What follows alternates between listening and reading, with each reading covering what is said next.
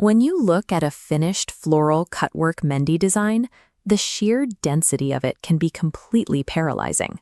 Looking at this level of detail usually convinces beginners that they lack the innate, freehand artistic skills required to even attempt it.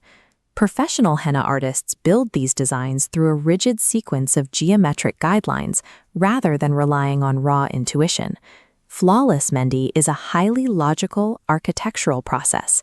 It is about building hidden scaffolds and filling specific gaps in a strict order. Once you understand the formula, you can master it. The process always starts with placing your main anchors. For a forearm design, you measure exactly 3 fingers down from the elbow and plant your first mark slightly off-center. To maintain structural control, the artist first draws a squashed X shape as a scaffold. By giving yourself 4 defined quadrants, every single petal snaps right into place with perfectly even spacing, ensuring the flower never looks lopsided. You adjust the size of this starting X based on the physical canvas. A broad hand requires a wider scaffold for larger flowers, while a slender hand dictates tighter, smaller anchors. By relying on these hidden structural grids instead of raw estimation, you turn a highly organic art form into a predictable, repeatable system. With the main anchor set, you build the second layer. This means surrounding your flowers with clusters of foliage, specifically hollow cutting leaves and solid baby leaves. Applying these baby leaves requires absolute physical control. If you use anything more than ultra-light pressure on the cone, the tiny leaves will instantly flood together into an indistinguishable, messy blob. These leaf branches also have a strict motion rule. They can never be drawn as rigid straight lines. You have to force them into subtle, overlapping S-curves to generate a sense of organic movement. Placing the final dot in the center while the outline is still wet causes the henna to bleed outward, ruining the petal structure. Waiting for it to dry keeps the center perfectly crisp. Mastering this art requires managing both your spatial awareness on the skin and the specific physical drying times of the paste itself. At this point, you have beautifully constructed flowers and leaves, but they're sitting like isolated islands on the arm. The next problem is connecting them. The solution is a sweeping S-vine, acting as a structural bridge across the empty skin.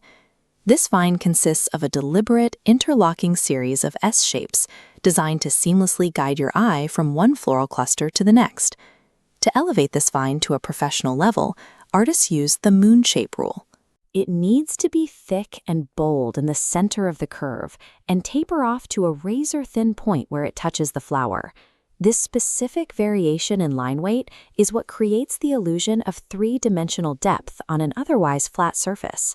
These vines are the vital structural bridges that pull a chaotic, scattered layout into one unified piece of art. The final phase brings the design down onto the fingers and addresses any empty patches left lingering on the palm. To ensure the entire hand looks cohesive, you take specific micro details from the upper arm, like the scallops or tiny spirals, and replicate them down on the fingertips. Professionals rely on a specific correction phase, intentionally leaving awkward gaps on the palm during the main drafting process. If you try to jam filler into every tight space right as you go, you risk distorting the proportions of your main anchor flowers. It throws the whole layout off completely. Instead, you wait until the end. Once the main architecture is locked in, you return to those gaps and insert calculated half flowers or solid bold leaves to balance out the remaining negative space perfectly.